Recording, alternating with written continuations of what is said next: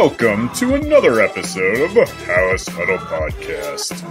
Here are your hosts, Rob Schwartz and Justin Onayemi, two Bears fans who decided talking into a microphone was better than shouting at their television.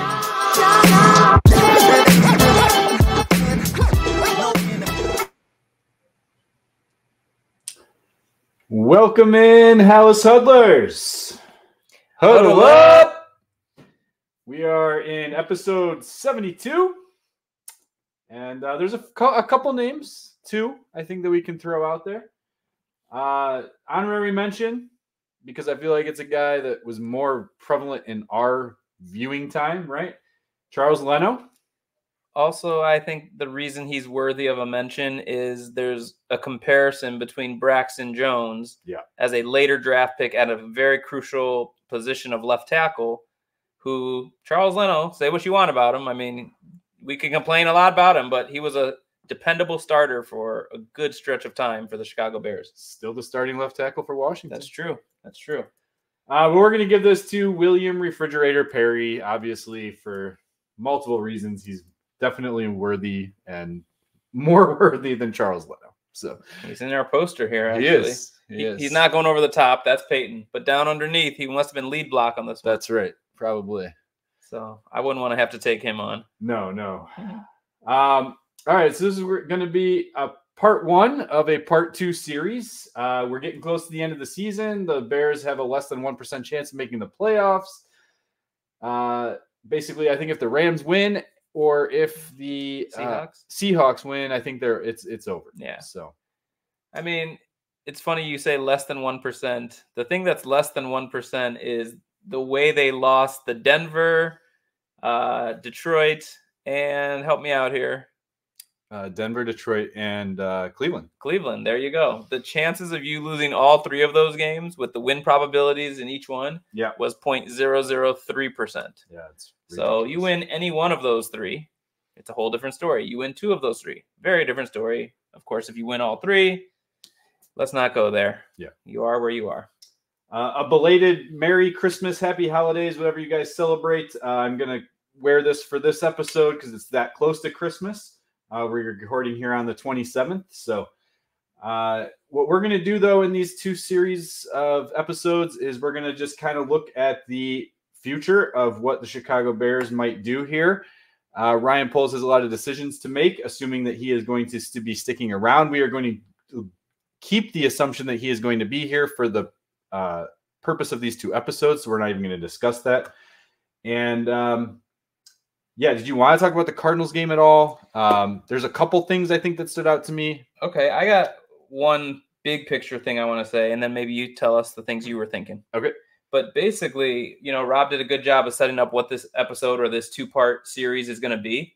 But this game kind of showed you one of the routes could be potentially more likely. And what I mean by that is it's been a long time since you had a game where you knew you should win it. You exerted yourself right away and kind of claimed that you would win it. Now, it got closer than it needed to. Yeah. But they held on, and they went, the whole game in command of it, I guess you could say. And you won a game you're supposed to win. Now, we just talked about losing 3 games you weren't supposed to lose. But the way the defense looks, the way they can mostly seem to play mistake-free football on offense does have you feel like continuity is a possibility. And so this episode is basically, we're going to look at part one, what if continuity is the plan versus what if big times change is a coming. Yeah, and they started out hot through the air, over 100 yards, like real fast. And then the second half happened, and they decided not to throw the ball anymore. But partly that had to do with the fact of who they were playing. Justin Fields talked about it, and he kind of took a shot at the Arizona Cardinals defensive front and basically stated that, look, he told his offensive linemen, don't hold, let them come if we need to, and I'll make something happen. And he did. He gained, 92 yards that game? I think it was the second most yards he had all season. It was, ugly from a passing standpoint because you only saw 170 yards. We saw one passing touchdown, one interception, which that interception was underthrown. He admitted it too. it was also a tad late. Allowed I think it was a corner that came up and caught it in front of Khalil Herbert. But, those passes happen for every quarterback, even Patrick Mahomes. The problem is that Fields has these doubters because he doesn't put the ball in the air. But we've talked about it before. Total yards to me means way more with Justin Fields than it does just having passing yards. It's math. Like we've talked about it. Like you have so many drives, you have so many yards that you can gain. If he's taking up 260 plus yards, that's 260 plus yards. That counts to moving the ball. That's right. Putting the dagger in the game, basically. He did that with his feet. Now, it doesn't help his QB rating, right? Because they don't account for that in QB rating. QBR does a little bit, but the one thing that stood out to me, and the only thing that I actually want to talk about for this game, it's a sad thing. Cole Kmet, he had his best game of his year, of his career, actually, 104 yards. Never had 100 yards receiving prior to this game. Is that, did you notice, and I know they pointed out in the broadcast, the Luke Getsy, Justin Fields interaction that kind of took place? Yeah, I believe there was a time Fields is looking to the sideline, a play is taking a long time to come in, and he kind of like, what the hell, dude? What's going on? Right. And I don't know, do you think on that play he just went in the huddle and called his own thing, or the call came in late? I think the call came in late. From what I understand, at least if we want to believe Matt Eberflus, they were arguing about if the play should be in the pistol or if it should be under center. I don't know. Any lip readers out there? Somebody I saw on the line said that they thought it looked like he said pistol. I don't know. I'm not a lip reader. Well, even with our continuity plan, that doesn't necessarily mean everybody is coming back. That's true. Little teaser right there. That's true. So for this episode, we are going to look at the continuity plan as if Matt Eberflus is staying on as head coach. And if Eberflus is staying, I think it's pretty important to think that Justin Fields is tied to him at this point. We've talked about it before. You can't reset the quarterback, keep the head coach. Like, they can't keep doing that carousel. For our purpose, that's what we're going to do. Right. But I don't agree with what you did, the second thing you just said. I could see a scenario, Eberflus is back, they still decide to move on with Fields. I could see that. I mean, it is out there, but then you're trusting him, or I'm not saying it's a good offensive thing. Coordinator that they either it's Getsy or someone they bring in to develop the next guy. I mean, I'm not saying it's a good thing. I'm saying it's a possibility. I wouldn't just rule it out. Sure. I mean, everyone's going to say Tyson Bagent's been developed by Luke Getsy, but he threw 3 touchdowns and 6 interceptions and had a fumble lost. The guy's fantastic. I'm telling you. I have no problem with him being your second string quarterback, but guys, he's not a Hall of Famer. Speaking of Hall of Famers, real quick, we got to give a shout out to Devin Hester. Congratulations. He did make it to the final rounds. Let's hope he gets through this time and gets put into the Hall of Fame. Julius Peppers as well. Nice. Although I'm going to assume he's going to go in as a Carolina Panther. Most likely, but we remember him as a Bear. That's right. Bears and Panthers are linked, man. Yeah, absolutely. I hope they continue to be linked. 96% chance, according to New York Times, that they're going to get the first pick in the overall draft. So that's where I want to go next. So what we're going to do, we're going to look at the 2 different scenarios. On this episode, we're looking at continuity. What would free agency look like? And that would include re-signing your own players or signing free agents. And then what would the draft look like? We're not going to do a 7-round draft, maybe first 3 rounds. Yeah. But I honestly haven't gotten through enough draft prospects to do a full. So yeah, the first 3 rounds sound much better to me. And also, I would like to say, if I'm just bringing this up for the first time, if we do continuity, why don't we project the Bears pick as them going 8 and 9? Yes, because max out your wins is a sign they would say, hey, this is working. And then for change might be coming, let's say they lose these last 2. Okay. Not that it all comes down to that decision, but just to kind of. But it gives us where they might be in the draft. The range. We're going to use a draft simulator for our mock draft, so it's going to be where they're at currently, which I think is 8.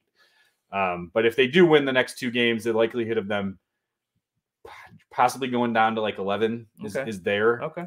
But we'll keep them at 8 for this. And I think for continuity, we make it as late as possible. Right, but we can't change the simulator. Oh, okay. I mean, I guess we could pretend to be that other team that's picking at that point and just be like, okay, well, this person's here, so we'll. It'll be a little messy, but we could make it work. We'll see. All right, so why don't we look at it this way?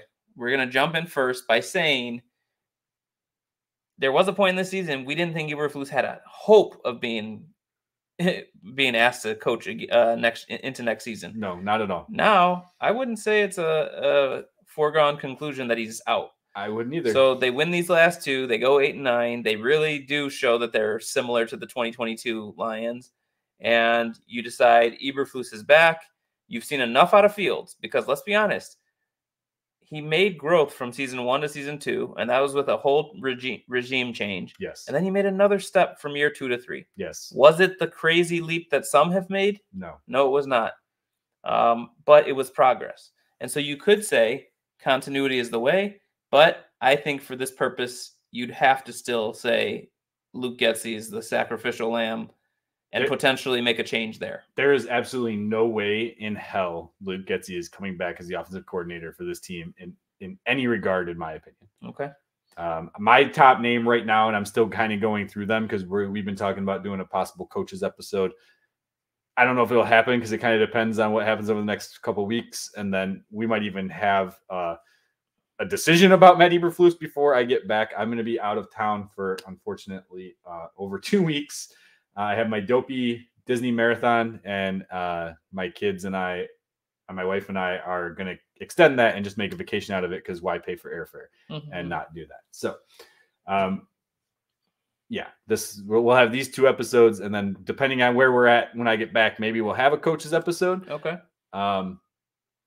But it kind of depends on obviously what news breaks over that time. But Luke Getsy has to go. So who's your name that you Clint Kubiak is the guy I'm leaning towards right now.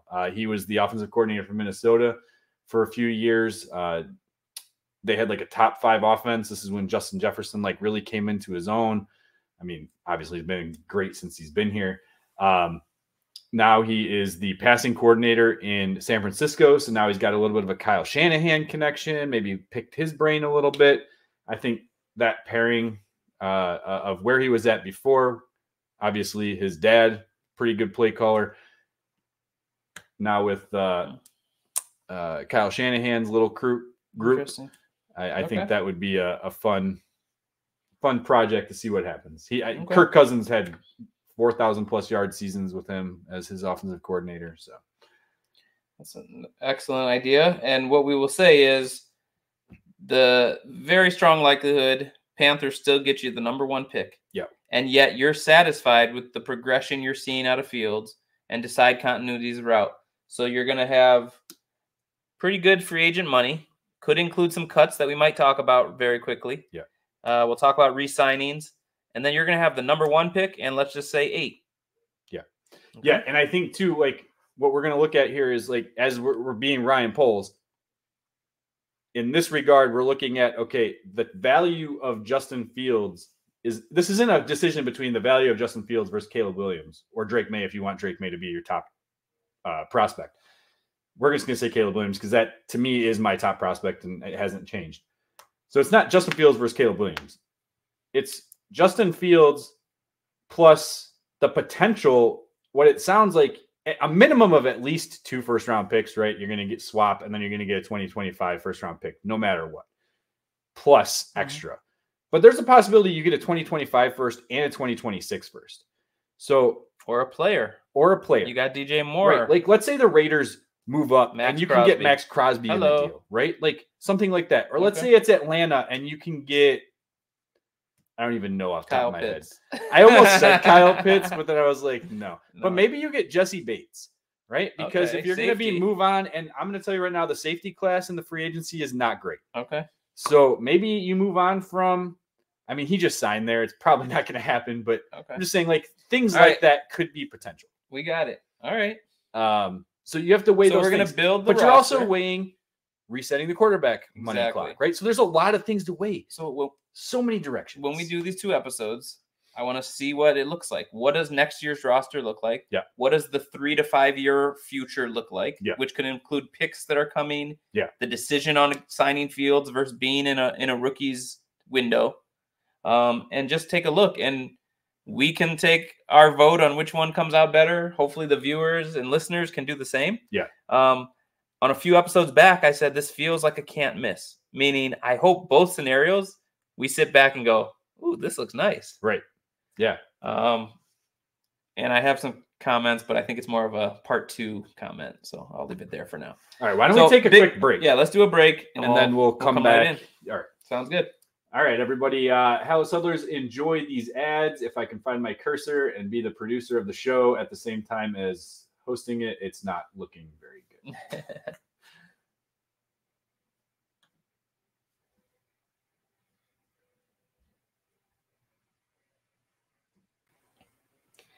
Welcome back to the William Refrigerator Perry episode of Halas Huddle. I'm Justin Oniemi, Rob Schwartz. We set this up as a 2-part episode. So in part 1 here, we're going to look at the 2024 offseason at a glance, what it could look like if the Bears choose the continuity route, which means Eberflus is back and Fields is back. One thing, I kind of teased it for part 2, but I think I am going to say it now. How you've seen a progression with Fields from his rookie year to year 2, from year 2 to year 3. And I just want to say that, whatever route they go, there are certain things you expect, like a rookie having struggles, like a player making, hopefully, good leap from their rookie year to their second year and second to third. But as you look at continuity, is it realistic to expect he can make another leap from year 3 to year 4? But I look at some of the, plays of the season, and I'm wondering, on these Darnell Mooney plays, what if that's Marvin Harrison Jr.? On these Robert Tonyan plays, what if that's Brock Bowers, Yeah. And so I do want to kind of, in my mind. Tonyan one. I know that Tonyan one will not leave my mind. So, all right. So as we enter free agency, we're not going to look at specific names, obviously, of free agents, because we did that a little bit last year, jumped the gun, and a lot of those guys got re-signed or franchise tag, that type of thing. But we'll look at free agents we think the Bears should not allow to get to free agency on their own roster, possible cuts, and then just where their needs might be. Okay. So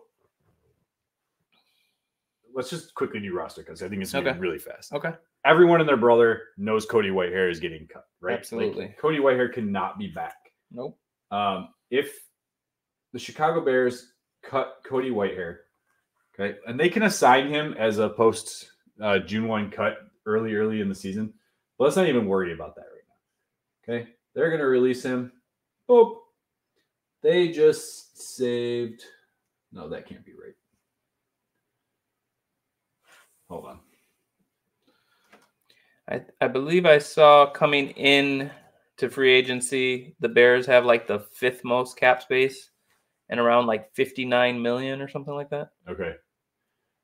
I'm not positive of that, but that's without cuts like Whitehair. Now, another person you and I had talked about cut in the past and get some money towards free agents is Eddie Jackson. But as we started to bring him up, you said you have some hesitations there. Yeah. So real quick with Cody Whitehair, if they cut him as a pre-June 1 cut, they're going to save a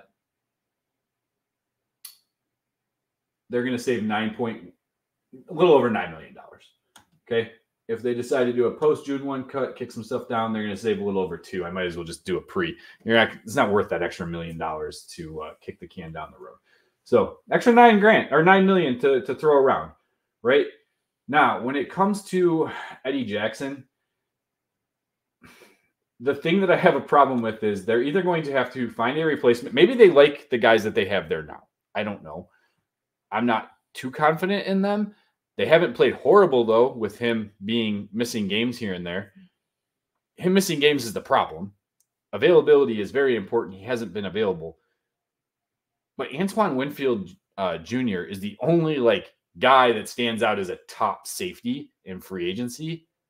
Who knows if he even makes the open market? And then the other option is looking to one of the higher picks in the draft. Or trades.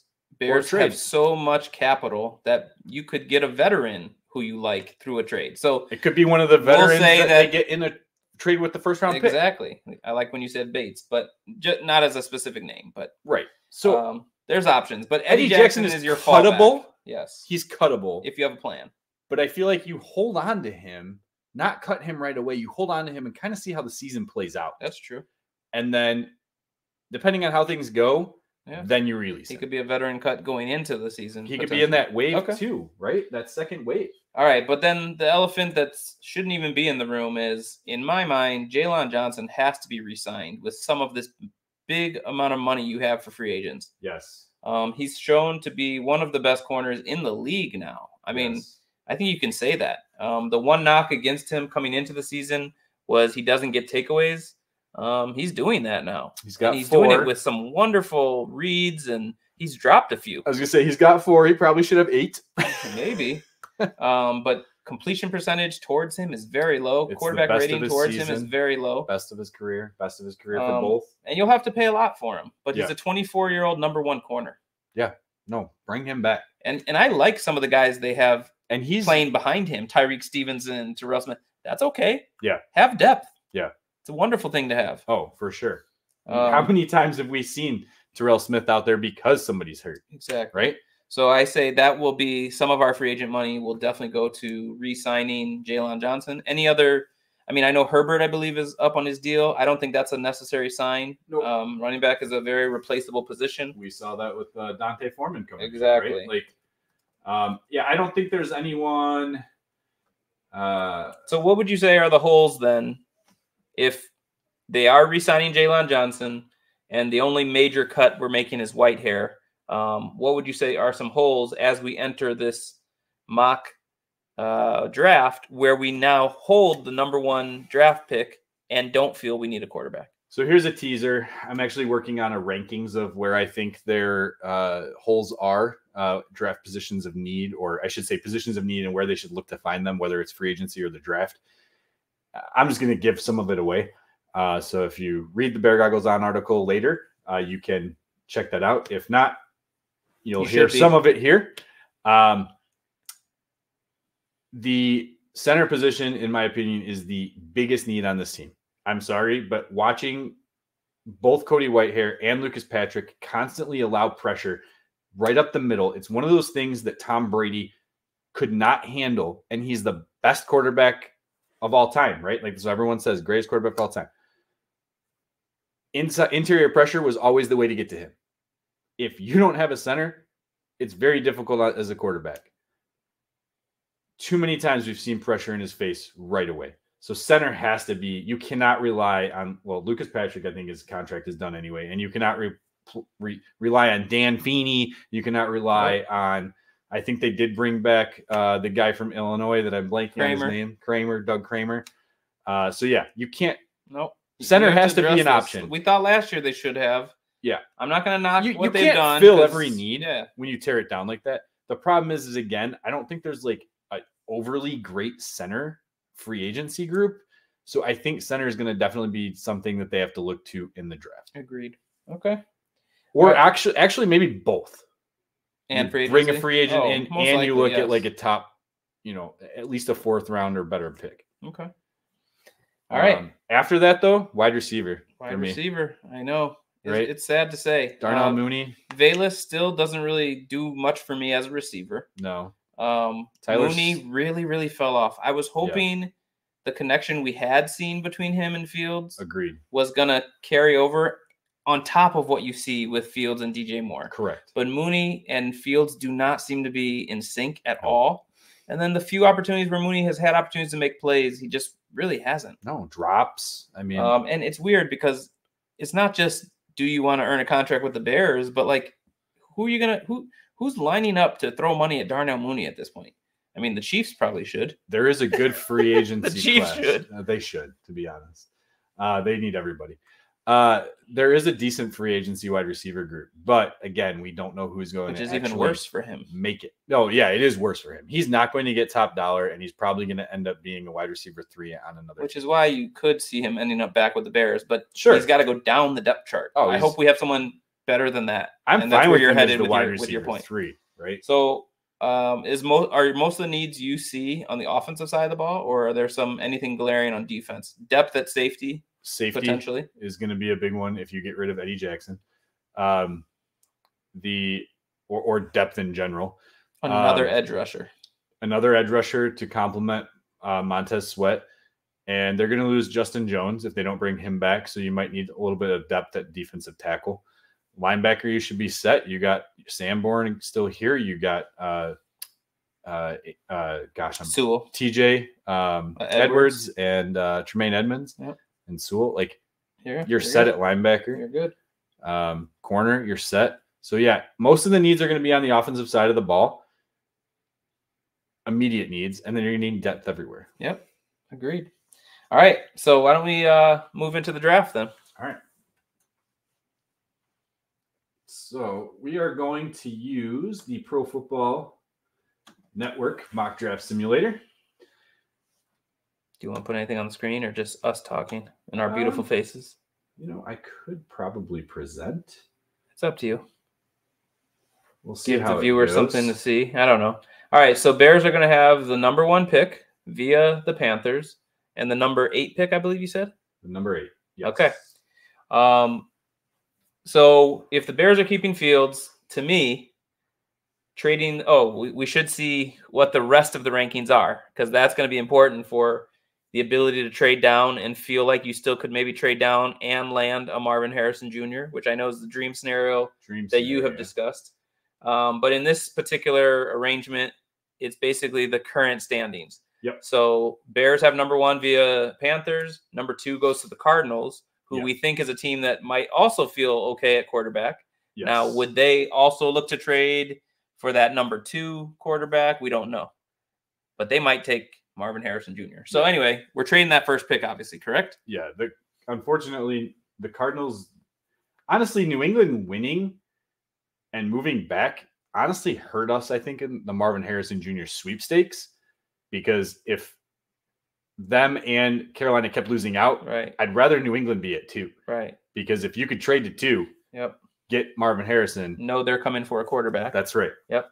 Okay. So what are we looking at here? All right. So we already have 6 trade offers. The Falcons want to move up. They want to give us pick 10, 47, 78. So that's a first, second, and third. A 2025 first and a 2025 second. That's not a bad haul. That's a lot, but that's far to go down all the way to 10. But I have a feeling these are in order, huh? Vikings down to 15. I definitely don't want to drop that far. I don't want to trade in our division. Okay, New England wants to move up. It's not in order because they want to give us 4, 35, and 68. Again, first, second, and third. First and second. So we would take that over the Falcons, right? Definitely. Let's see. Not even looking at this one. Nope. Oh. Ooh. Do they want to move up for Marvin Harrison? See, okay, so if you can't read that, the Cardinals picking at 2 are willing to go back just 1 spot, throw in number 16, 34, which is a second-round pick that kind of is a first-round pick. Yeah. And next year's first as well. I'm liking that, actually. And the Raiders. Which the only way I would take that is if we know Max Crosby's part of it. And does this do players or no? Yeah, I don't think it does. Okay, but let's just assume there's no players in any of these. Yeah. All right. Would you go back just 1 pick? Even if they took Marvin Harrison here, now you could then trade the number 2 just like you're trading the number 1. Yeah. I think we just move back to 2. Yeah, and see what happens. Right? Like, let's do it. That's a haul. Because that 34 is another first. And we're getting 3 and the 16th pick. I know. It's like you're getting 1, 2, 3. It's like 4 first-round picks. 4 first-round picks. Yeah, do it. I'm curious who they went up for, though. They took Caleb Williams. Now, again, these are simulators, so it's not actually always correct. But whoever you're trading that to, you're assuming is. But is it possible that they're looking to just eat Kyler Murray's contract? I mean, it's bad. I mean, I don't know if this thing is that sophisticated, but I think they do work in like draft needs. I mean, they give you draft needs. Okay. So, yeah. All right. So now no one's calling. That's fine. So if we want to move down, we would have to make a trade offer. But you still have your own pick at 8. Right.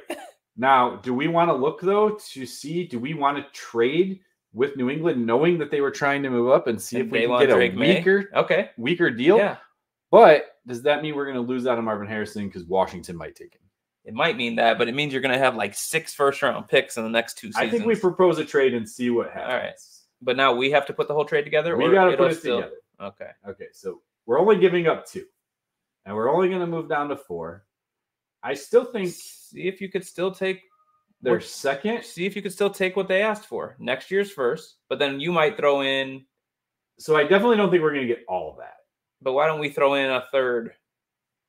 A third from this year? Yeah. All right, so our 72. Because if we get this, we're still picking 4, 8, 16.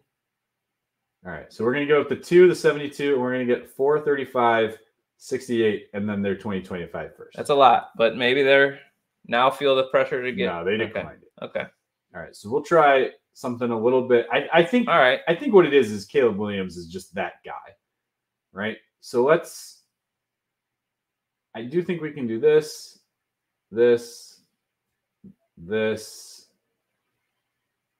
Actually, we might not be able to get the first. That might be the issue. Try to get next year's second.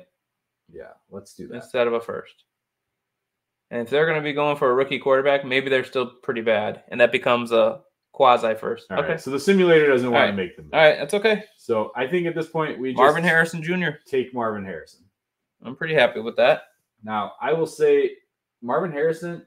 I hate these ads. Oh, come on. Marvin Harrison is my number one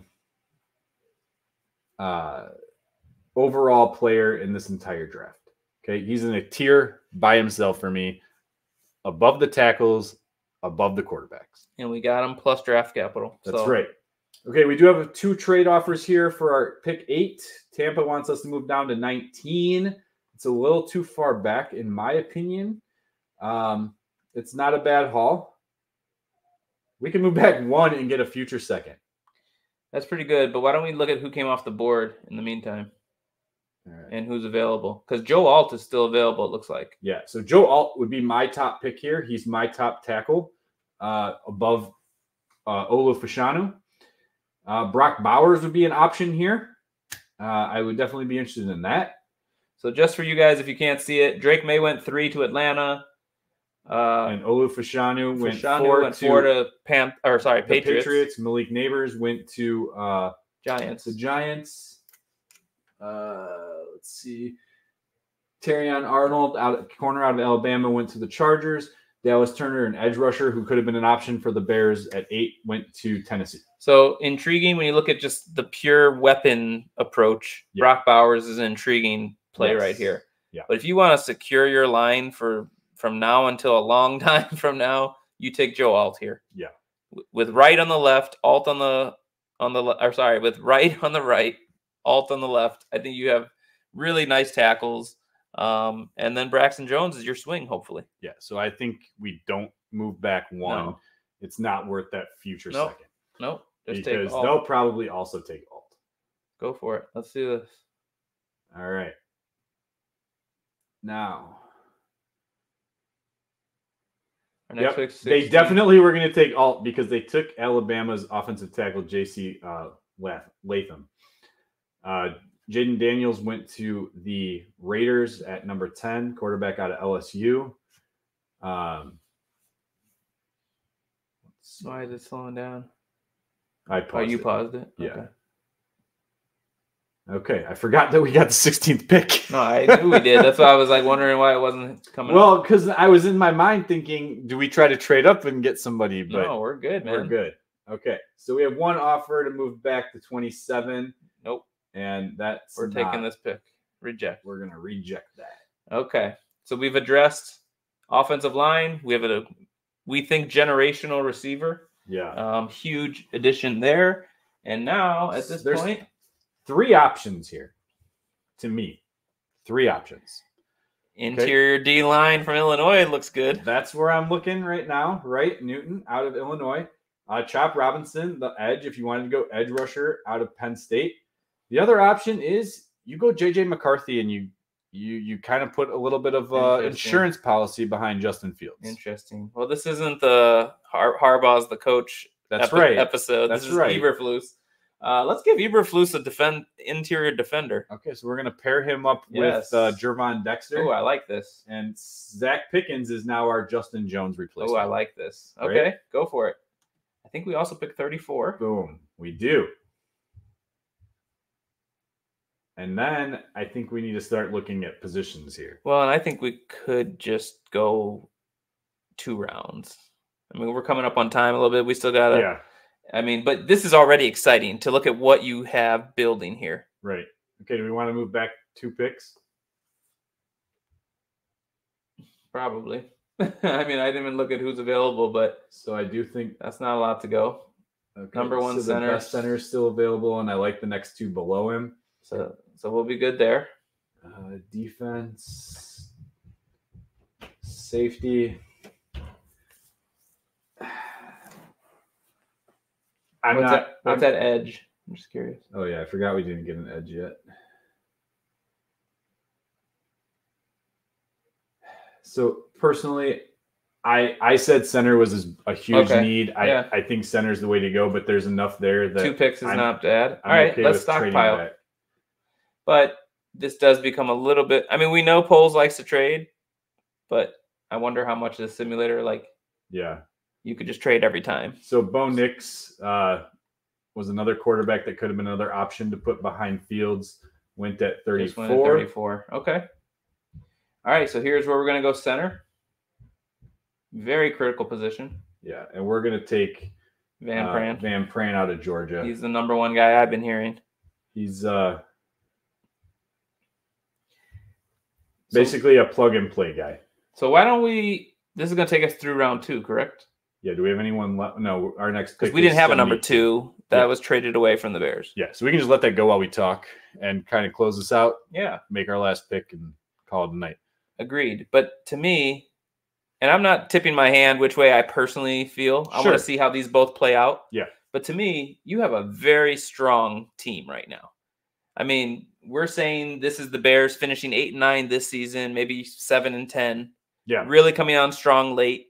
Fields taking another step. Some of Fields' downside being what we feel could be addressed by a change at offensive coordinator. Much better weapons now when you add a Marvin Harrison to the fold. Yeah. Not to mention what else you could still do later in a draft when you've accumulated this much draft capital. Yep. Now, if you're going the continuity route, Justin Fields will be owed money very soon. But look at all the picks you have now, where if you have to make a tough cut, you can pick up a young guy with a high-quality pick. So I love the Joe Alt pick, falling all the way to 8. I don't know how realistic that is. Yeah. But he was there. And if you can fill a talent like that, which let's say he wasn't there, you're getting a top edge rusher then, or you're getting a top I mean, just to break it down, it's Justin Fields, Marvin Harrison Jr., Joe Alt, like Van Pran's a very good addition too. Newton, yes. And then Van Pran. Like that, you could walk away from the draft with just those 5 picks and feel good. And that's without free agency. Yeah. I think this is now a destination. Free agents might be like, hey, right. This looks so if okay. Antoine Winfield does hit free agency, is this a landing spot? It definitely could be. I think we could do a quick wrap here. Yeah, I don't want to tip This my looks hand. good. By the way, there are a couple safeties available that I'd be okay with here in the third. And we could – I'm not as high on the edge rusher, so I feel like I would just go safety here. But, okay. And if that person plays out well in the early glances in training camp, then maybe then you can Eddie Jackson's is a cut, and you fill that with a cheaper veteran backup. That's right. So, all right. Part 2 will be next, and we're going to look at what happens if there is no Eberflus back, no Fields back. You still will have that number 1, but obviously I don't know if trading it would be the route we're going to go. We gotta listen back and find out. Find out when you tune in on episode 73. Nice job, Rob. Nice job. Bear down. Bear down.